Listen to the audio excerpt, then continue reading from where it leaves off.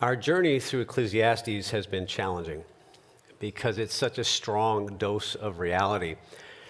In addition, it repeats those reality checks for us, so we're forced to look at them more than once. Along the way, we've been in the mud with Solomon as he has struggled with the inconsistencies of our life experience. As the teacher, he's pointed out our longing to find satisfaction in all kinds of things. But that longing is frustrated because life doesn't follow the patterns we thought we figured out. What looks beneficial doesn't satisfy. What seems pleasing only lasts a moment. Wickedness somehow doesn't get punished. And those with the power to do good for so many think of themselves instead. The one who works so hard to accumulate wealth may lose it from events beyond his control. Or he may leave it to his descendants, only to have them squander it.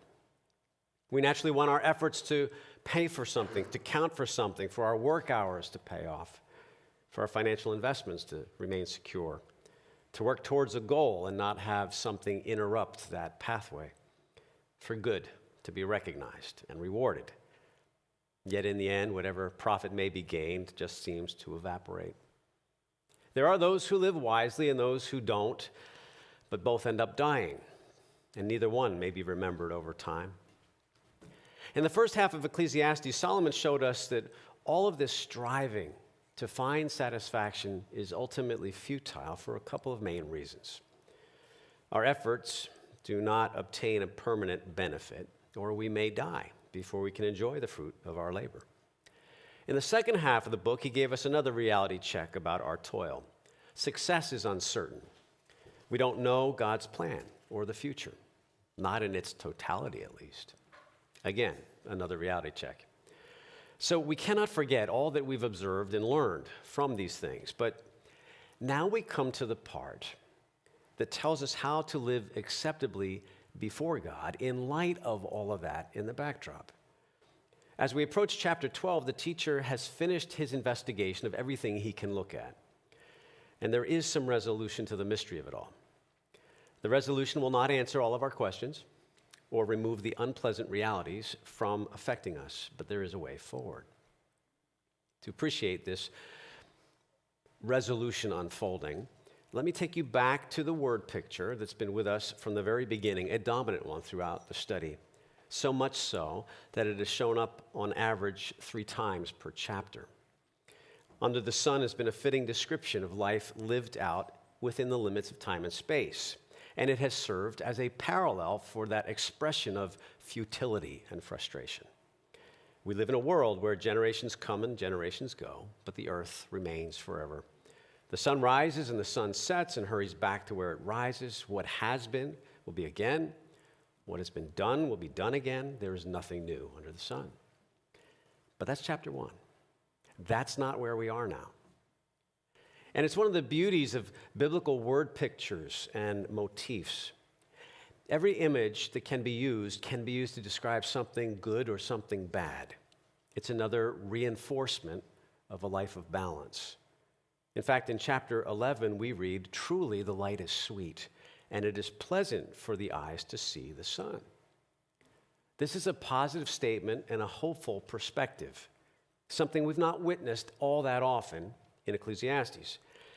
And yet, as we've wrestled through the heavy doses of reality, we did come up for air several times along the way to consider what is good in this world. Like this example from chapter 9. "Go eat your food with gladness and drink your wine with a joyful heart, for God has already approved what you do. Always be clothed in white and always anoint your head with oil. Enjoy life with your wife, whom you love. All the days of this fleeting life that God has given you under the sun, all your fleeting days. For this is your lot in life, and in your toilsome labor under the sun." Now, you may have forgotten by now, but only a couple of weeks ago, until February 1st, we had been living through some 14 days of cloud cover, day and night, with rain interspersed throughout 2 weeks. When the sun is missing, it starts to affect your outlook and your moods. So it is a good thing when your eyes can see the sun and the clouds go away. Unfortunately, even when the sun is shining, not everyone stops to appreciate that fact. So as we continue in chapter 11, This simple statement of seeing the sunlight serves as another reminder and invitation to enjoy life. This is the 7th time we are reminded to make this a priority. And life brings pleasure through some very basic avenues. Eating and drinking, wearing nice clothes and having things that make us smell good and feel good.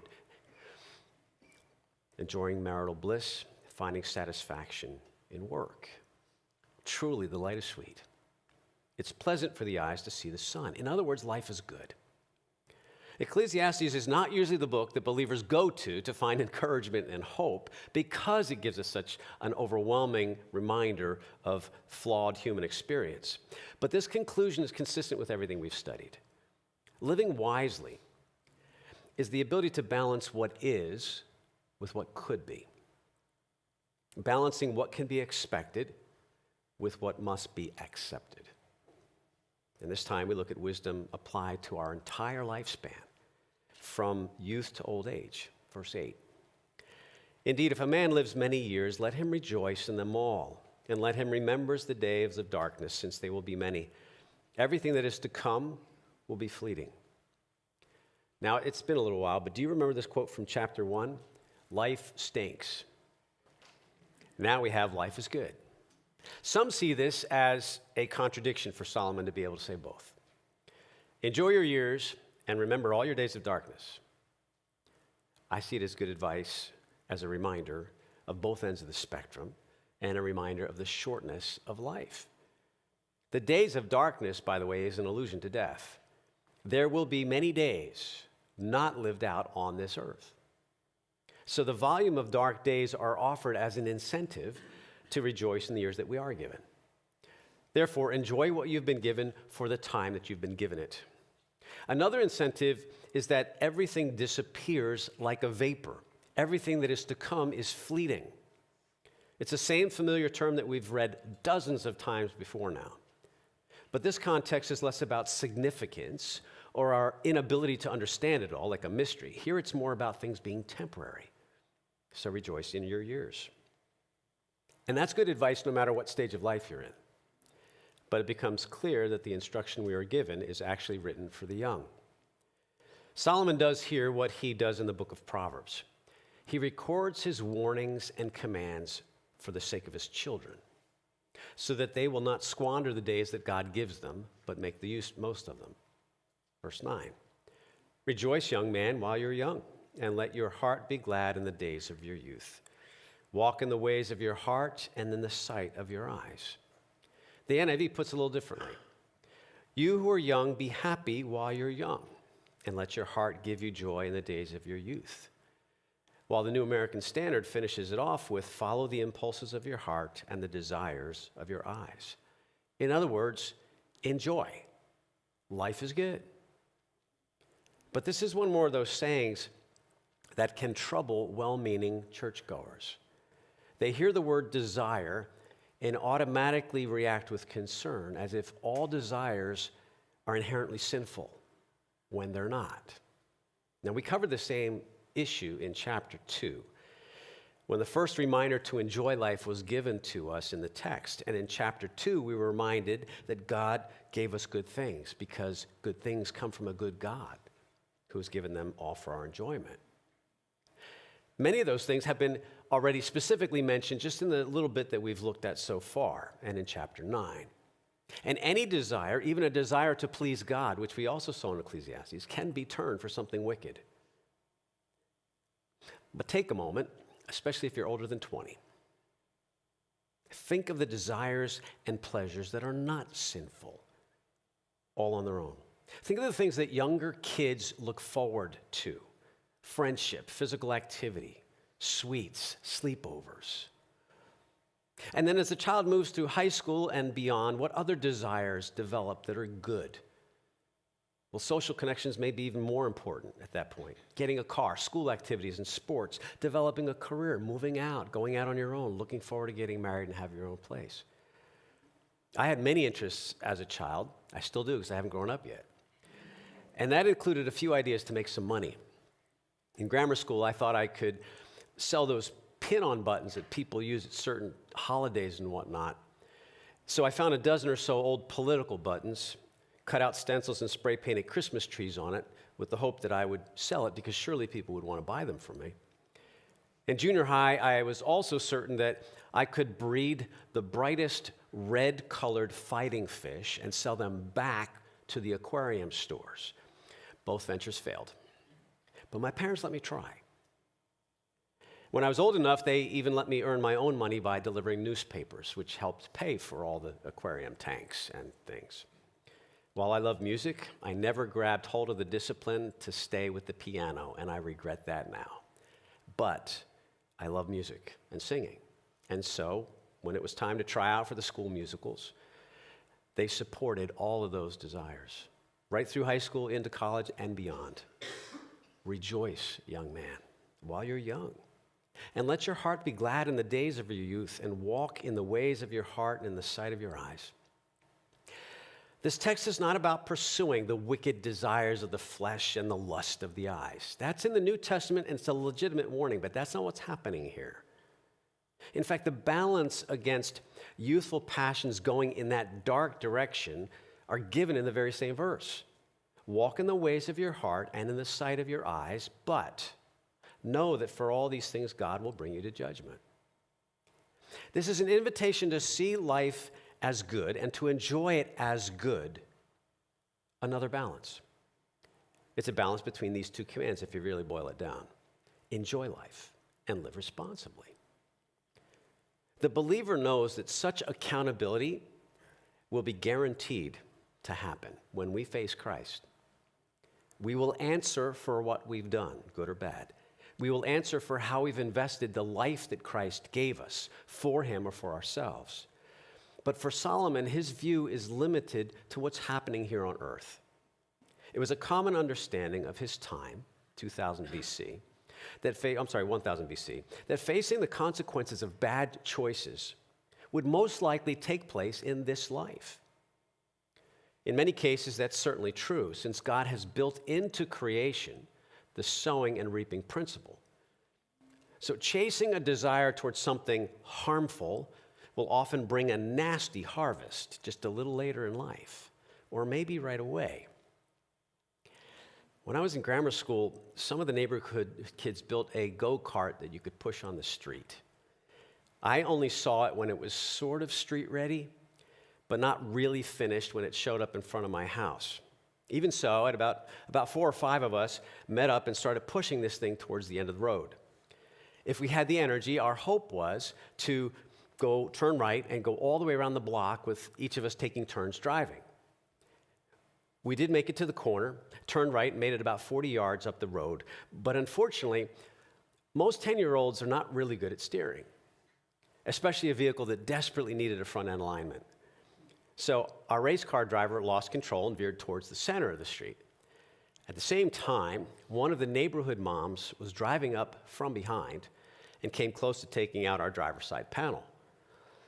Fortunately, we saw the car, managed to pull over quickly, and nobody was hurt, while she stopped, got out of the car in the middle of the street, yelled at us, and continued driving. All I remember next was running away. Every direction, behind the bushes and into the yards of the neighbors. I'm not even sure how the go-kart got back to its original destination, because it was every man for himself. But within the next few moments, I had returned safely home, and I entered the house from my back door as to make it look like I was in the backyard and not up the street in the middle of the road with friends with a go-kart. And then within the hour, there was a knock at the front door. It was the neighborhood mom that almost hit us. My mom and dad answered. She came in explaining what she had witnessed and claimed that I was one of the ragamuffins involved in the drag race. My parents asked me to testify in my defense. Having a very sensitive conscience, even at a young age, I half admitted to knowing something about it. But I wasn't driving. Even so, I got in trouble. Enjoy life and live responsibly. Know that for all these things, God will bring you to judgment. Verse 10. Remove sorrow from your heart and put away pain from your flesh, because youth and the prime of life are fleeting. This is advice that complements the first part. It's about avoiding those things that take away the enjoyment of life. First, let's look at the terms. Sorrow here is a sense of vexation, even anger. It's a vague, unpleasant emotion like worry that's experienced in anticipation of some ill-defined misfortune. It's living with the what-ifs, the worst possible scenarios that we play through our minds that drain our hearts and our will and our peace. The second term can be physical, I injured myself, or as a reference to evil and misery. And there are a couple of approaches to applying this command. One is because physical pain and unnecessary anxiety is the realm of the old, not the young. Young people, don't engage in these things. There'll be plenty of time for that later. When you're older, you will worry about things you cannot control, and you will have aches and pains that follow you like a shadow. Another view flows a little bit more easily from verse 9. Don't bring anxiety and pain into your life. You're young. That would be particularly true if the second word is more about doing evil things, the kind of evil that will actually bring you harm. Again, that would be a classic Proverbs type lesson. Don't hang out with kids that race unfinished go-karts in the street. You're going to get hurt. Now, since we have a span of ages in our church from week to week, let me say this. Until they are young adults, a lot of this admonition can be applied to parents, even though it says young people pay attention. We do need to protect our kids from the emotional, mental, and physical dangers as much as we can. A 5-year-old should not have to worry if mommy and daddy is coming home after an argument where one of them runs out the door. The 9-year-old should not have to worry about the economy, having overheard a conversation at the dinner table about where finances are too tight. The 13-year-old is not equipped to wonder if the can of soda he bought with his friends is going to bring global warming more quickly. It's not a matter of deceiving our kids. It's a matter of age-appropriate communication. It's a matter of discernment. Parents need to slowly help kids and grandkids adapt to life's trouble as their age and maturity allow. As the kid deals with a hurt or a fear, we work with them to go through it, explaining as much as we can that makes sense at that age, why bad things happen, where God fits in, and what God desires from us as a response to those things. We must be honest and clear with them about what they are responsible for at 6 years old, not much, and what they are responsible at 17. It's not the same. And then as they mature, we add more layers of understanding so that they can see this world with deepening insight. Remove sorrow from your heart and put away pain from your flesh. From a positive perspective, this is a challenge to the young to embrace a healthy attitude concerning the stage of life they're in, to enjoy being young, and not to engage in things that trouble their minds and bodies unnecessarily, because youth and the prime of life are fleeting. Life is short. We've been reminded of that repeatedly in this book. But the days of youth are shorter. Once more, the focus is not so much about the prime of life being a mystery or senseless or lacking meaning, but being a vapor that disappears so fast. Life is good. So when you're young, enjoy life and live responsibly. Rejoice. Twice so far, we've been seeing this imperative. And yet there's another important part that complements that. It is the complementary command to provide the best balance for this enjoyment. Remember. Remember your Creator in the days of your youth. Before the days of adversity come and the years approach when you will say, I have no delight in them. It's a reminder to take us back to Genesis 1, which we've also seen a few times. And when the Bible speaks of memory, it is so much more than having certain facts come back into the hard drive that you have up top. It's about a worldview which informs every part of your life as you pursue what is good. Remember refers to allowing the notion of God as creator to shape your view of life and your handling of life's mysteries now. It's to shape your perspective in the present. To remember God is an exercise of the mind, the soul, the body, and the emotions. Such memories keep us grounded in a greater reality than just what we can see and comprehend down here, this earthly existence. To remember God is to be able to own these truths and live by them. He is my maker. I need to honor him by obeying his will. My life is his gift to me, so I am accountable to him. Remember your Creator in the days of your youth, before the days of adversity come, and the years approach when you will say, I find no delight in them. The young typically operate from a perspective in life that looks ahead, with a positive anticipation of all that is ahead and what's to come. That's a healthy perspective. But there is a time when the thing that you look forward to, or looked forward to, brings less delightful things instead. Now, I have a personal theory on why we look forward to certain birthdays, and the same theory explains why we stop counting or remembering our age at a certain point, or why we don't look forward to the next birthday the way we used to. Now, I've shared this theory at least once publicly, but here it is.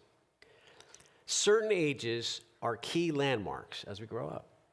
When you turn 5 or 6, it's regular school for you. 10 is the first time you have 2 digits in your number. 13 begins the teen years. In New Jersey, 17 means being able to drive.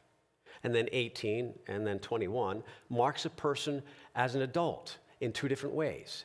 Don't please ask me to explain how that can be. And then there are the 5s and the 0s, like 25, 30, 40, and so on. But past 21, not much beyond, the landmarks of the 5s and 10s, maybe. Many of us could care less after 25 because there's no significant number to look forward to, except maybe retirement age. But before 21, as children grow up, each birthday brings with it more privileges and more freedoms. Even if that privilege is just to be able to brag about it with the kids, that you're older than Sammy because you're 6 and he's only 5.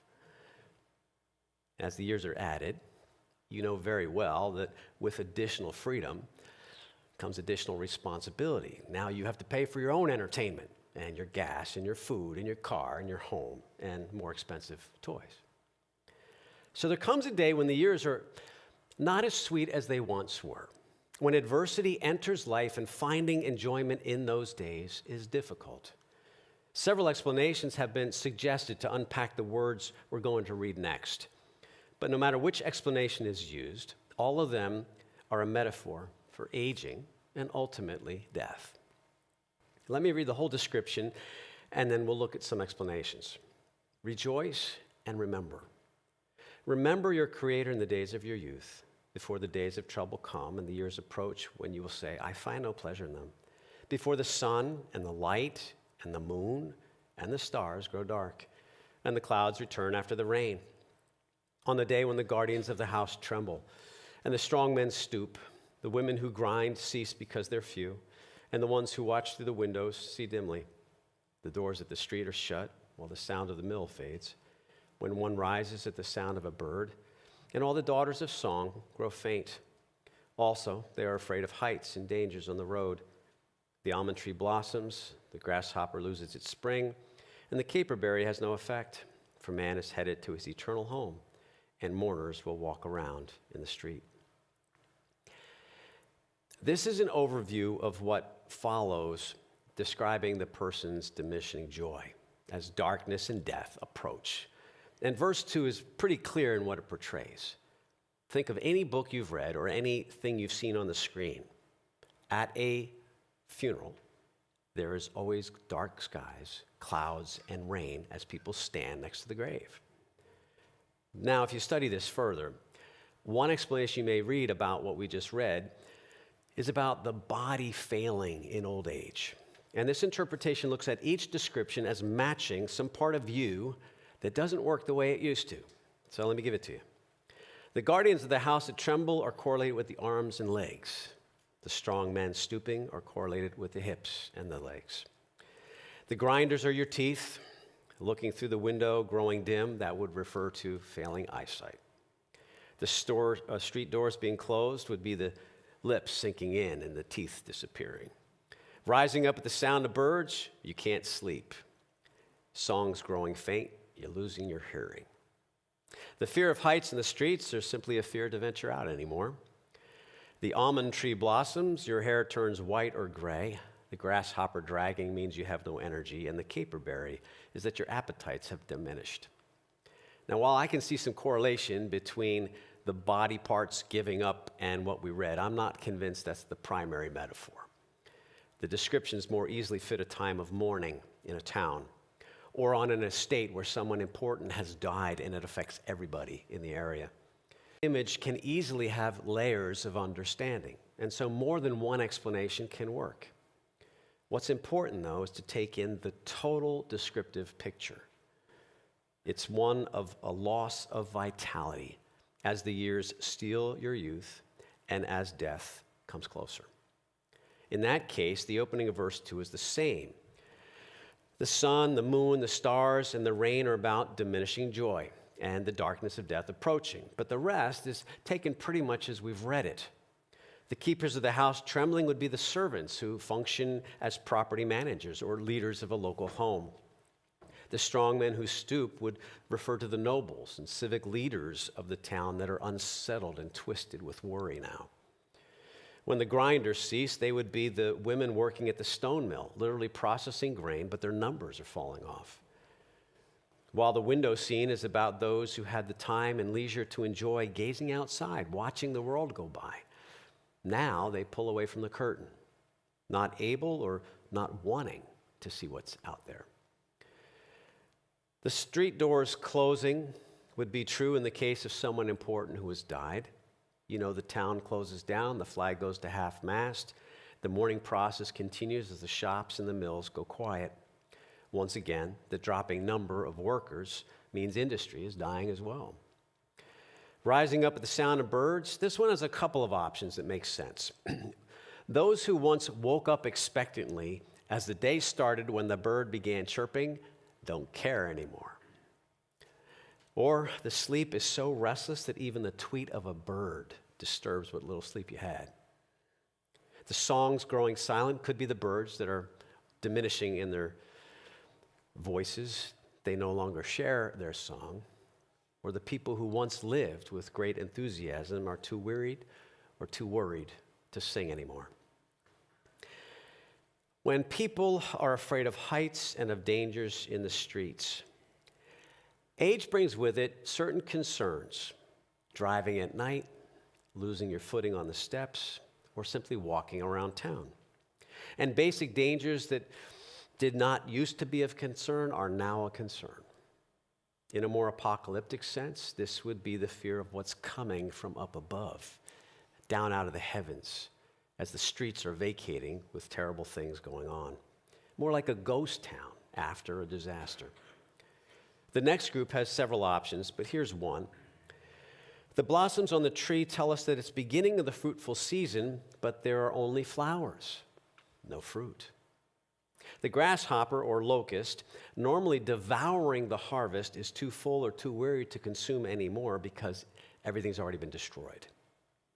And the caperberry was understood to be something that would allow you to keep your appetite so that you could eat. It was also believed to be a second millennium BC version of the blue pill for guys. So all kinds of appetites are disappearing. Then people go to their eternal home, and mourners go about the streets. Another image of a community in mourning for the one who has died. Verse 6. Remember him before the silver cord is severed and the golden bowl is broken, before the pitcher is shattered at the spring and the wheel broken at the well. Two pictures. The first picture is that of light. The silver cord holds the suspended bowl of oil overhead in the home. When the cord breaks, the oil lamp is broken on the floor and the light goes out. The second picture is a well of water. The pitcher to collect the water is made of clay, and when that shatters, it can no longer hold anything. while the wheel that allowed you to pull water from underneath the ground is now dry rotting and crumbling, so it can no longer draw water, even if you had a bowl or pitcher to collect it. Both are images of the end of life, which leads to verse 7.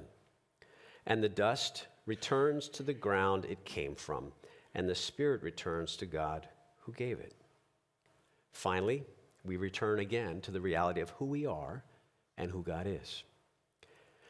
Now, the book is not finished yet, but as the teacher is drawing his conclusions about how to live acceptably before God, he has left us with several commands centered on a single subject. As we live wisely from youth to old age, he tells the young person, rejoice in a long life as long as you remember the days of darkness to come. Rejoice in your youth and do not let your heart be glad. A couple of ways to do that: follow the ways of your heart and the desire of your eyes. Another is to remove sorrow and put away pain. Not to fret over things that steal your youth and your better days from you, nor to engage in activities that may change that or harm you too quickly. Through these imperatives, Solomon has brought us to a place to offer balance in the complexities and inconsistencies of life. This resolution will not answer all of our questions or remove the unpleasant realities from impacting us, but there is a way forward. Remember your Creator. Rejoice and remember. Enjoy life and live responsibly. Forgetting God and what is good doesn't take any effort at all. It comes so naturally, unless we have disciplined our lives otherwise. But remembering takes work. Being disappointed doesn't require much energy, but finding reasons to be joyful in life does. The life we've been given has been given in a fallen world. It's not the best picture. And yet that life is also a gift to be appreciated. So let me take you back to verse 9 for a moment to present an interesting part of this dual command. Rejoice, young man, while you're young, and let your heart be glad in the days of your youth. And walk in the ways of your heart and in the sight of your eyes, but know that for all these things God will bring you to judgment. There are two kinds of sins that are identified in both the Old and New Testament. Sins of commission, we get. Sin has been committed, and you have to answer for it.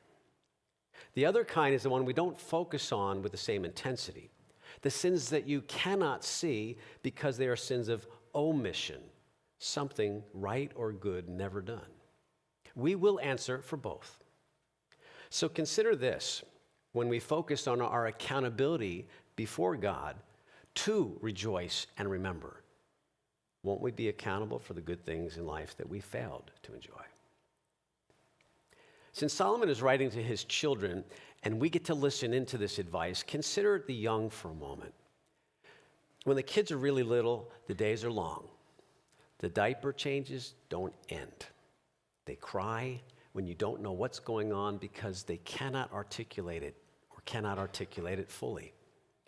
As they grow, you're running to endless birthday parties, soccer practices, dance recitals, and Little League games. When they're teens, they begin dealing with so many challenges, uncertain of who they're becoming, facing the first heartbreak, trying to balance sports and friendship, competitions, and part-time work. As they're young adults, they establish their social ties maybe even more deeply and take ownership of their values. They look forward to what their lives might bring them in the days ahead, including starting their own families. But who are the young? Who are the ones who need to rejoice and remember? Those in their 20s appear to be old to a 12-year-old. Those in their 40s are young to those in their 80s. Those in their 60s appreciate their 40s when they had the energy to do more, while those in their 40s know that they cannot do what they did in their 20s. Who are the young? Since youthfulness is not so easy to nail down, the advice we've been given is valid in every age group. But let me speak to parents and grandparents for a moment. My wife and I don't claim to have a corner on excellent parenting, but in this one aspect, we were very deliberate. Appreciate each stage of life of your children.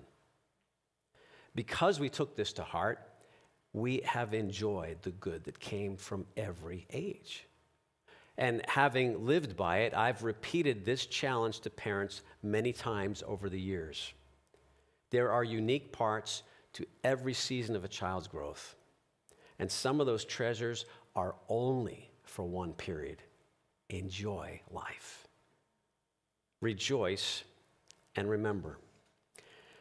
You know, there are two memories that I have where the bright sky of the sunlight actually literally did remind me of my Creator. One was as a child, maybe 6 or 7, standing in the backyard before I went on the go-kart drive. It was a warm day. It might even have been Easter after the service. And as I stood there looking up, I knew that there was a God and that He made all that I could enjoy and see. Even though I didn't understand much about the Lord at that age, I appreciate what I did. I knew that He was good and that He gave us good things, like that warm afternoon. At that age, my understanding of Him was thankfully without all the rules and the ceremonies and the rituals that became part of my later religious life. Instead, it was simple, pure, worshipful. Years later, on another sunny spring morning, I was driving to the Sunday service in my new church, a Bible church.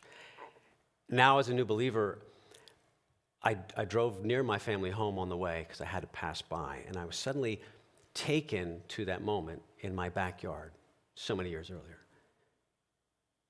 Now, as a young adult, I looked at the same sky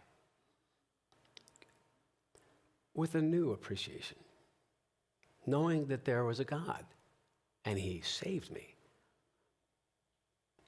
And as I looked up at that sky, I was certain that He made all that I could see, and that He was good. It was simple, pure, worshipful.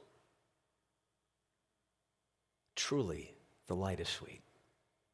It is pleasant for the eyes to see the sun.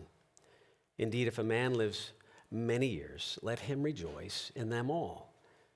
Rejoice, young man, while you are young. Let your heart be glad in the days of your youth. Remember your Creator in the days of your youth. Father, thank you again for being a great God that is awesome, that provides good things, whose goodness defines all that you do. And we appreciate those few moments along our journey where we get to see that, experience it, and recall the truth of who you are. Father, as we come close to the end of our study in Ecclesiastes, I pray that the wrestling that we've done would give us a greater appreciation for people who continue to wrestle without hope, and that the hope that we have in your Son would motivate us to have more clarity about the nasty parts that do take place. That, as Barney said, people would, in fact, see us as different because we are. You have our backs. You love us in spite of ourselves. You've given us a reason to be here. And as we look at the sun from day to day, or the clouds when they do come, we ask that you'd help us to know the God behind all of that as one who loves us desperately and desires good things for our enjoyment. Amen.